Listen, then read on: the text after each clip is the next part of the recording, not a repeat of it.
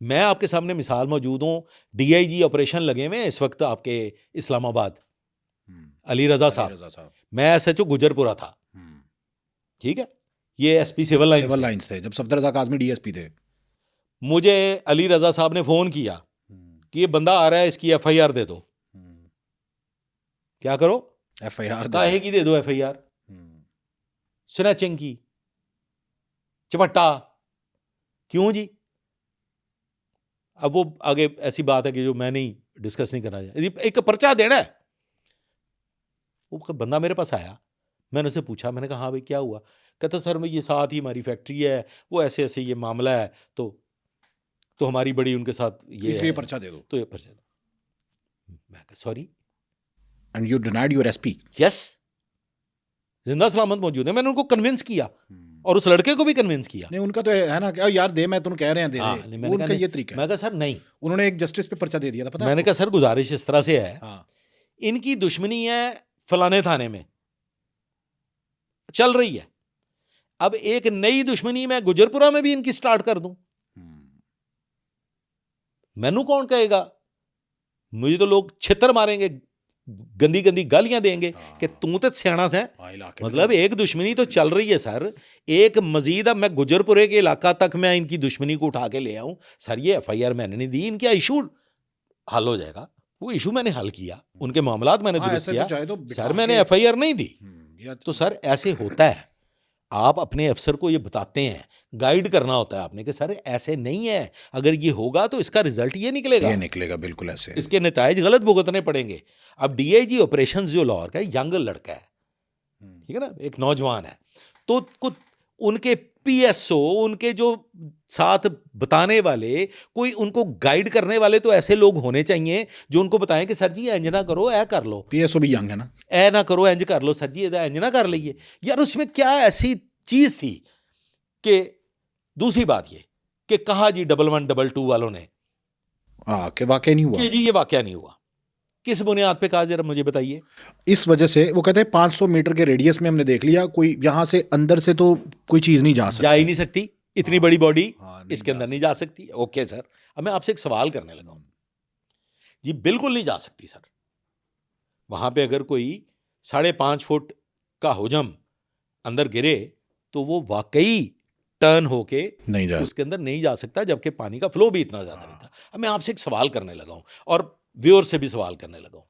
एक मां, उसकी 10 महीने की बच्ची जहन्नम जैसी दहकती हुई आग में गिर जाए तो मां का क्या रद्द अमल होगा? जवाब दें। उसके पीछे जाएगी, कूद जाएगी।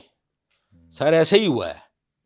हाँ वो बच्ची तो जा सकती थी उस नाले में, ऐसे ही हुआ है। मैं साबित कर सकता हूं टेक्निकली, साइंटिफिकली कि सर मां और बच्ची उस गटर में गिरे हैं, बच्ची मां के हाथों से फिसलती हुई जा रही है और मां से ये बर्दाश्त, और मां पीछे पीछे जा रही है उस छोटे नाले में, वो पीछे पीछे जा रही है उसके।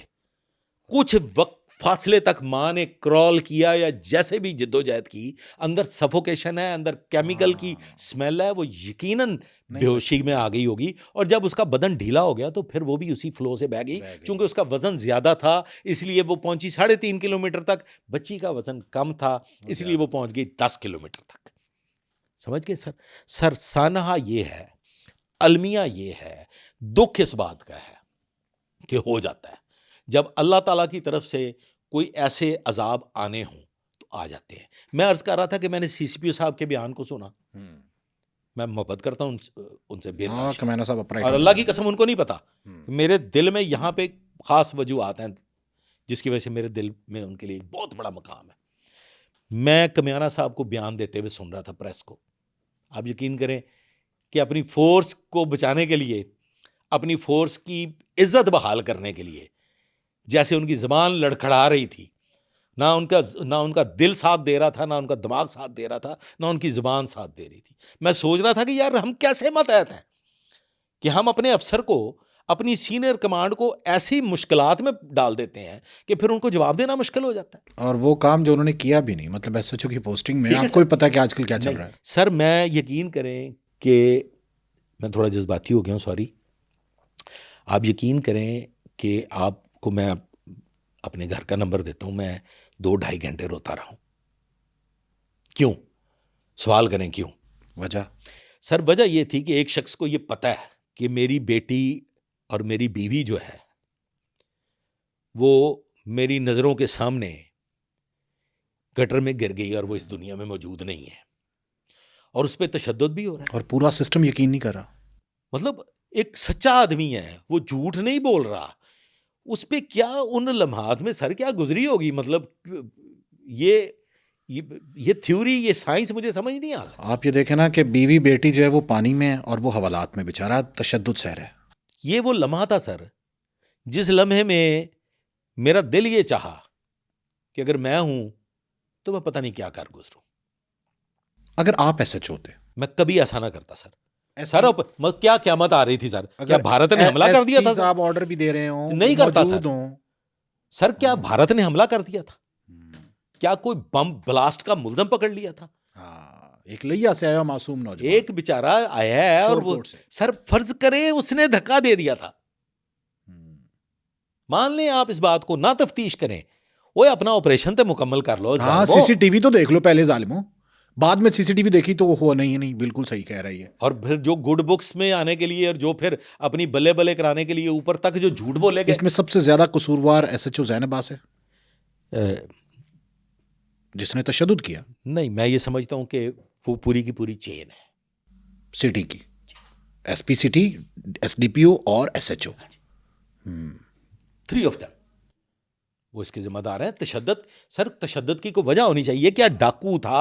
क्या कोई दहशतगर्द था? कोई हेनियस क्राइम किया उसने? कमेंट बताएं। वो उससे आपको ग्रेनेड मिल गया था और वो ये कह रहा था ये ग्रेनेड मेरा नहीं है। आपने वीडियो देखी है जो शोरकोट का जवान, ये गुलाम मुर्जा बेचारा दिखा रहा है अपनी कमीज उठा के, और एसएचओ साहब और जो उन्होंने जेआईटी को जो एडिशनल आईजी की सरबराही में बनी, उन्होंने कहा कि हमने तो हल्का फुल्का तशद्दुद किया है। हल्का फुल्का था ये सर।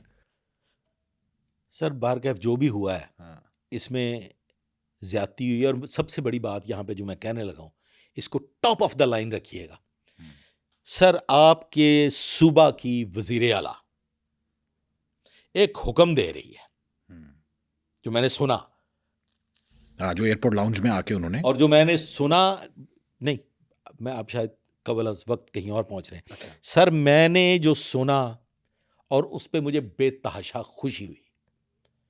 हम दोनों मियाँ बीवी ने बैक वक्त उसको अप्रिशिएट किया कि मुझे पंजाब में कोई मैन होल खुला नहीं चाहिए। अब मसला ये है कि वो तो ठीक है, फिर उन्होंने ये भी हुक्म दिया कि हम ऐसे मैन होल्स के ढक्कन जो हैं वो ऐसे प्रोवाइड करेंगे कि जो सेल ना हो सके। उस सर जी तुसी छापे भी नहीं रख सकते मेन होल दे अंदर। हाँ, ये तो बड़ा आसान काम था। मतलब मैं निशानदेही कर सकता हूं ऐसी जगहों की, ऐसे मकामात की, अपनी मदद आपके तहत लोगों ने रखी, लोगों ने रखे हुए हैं।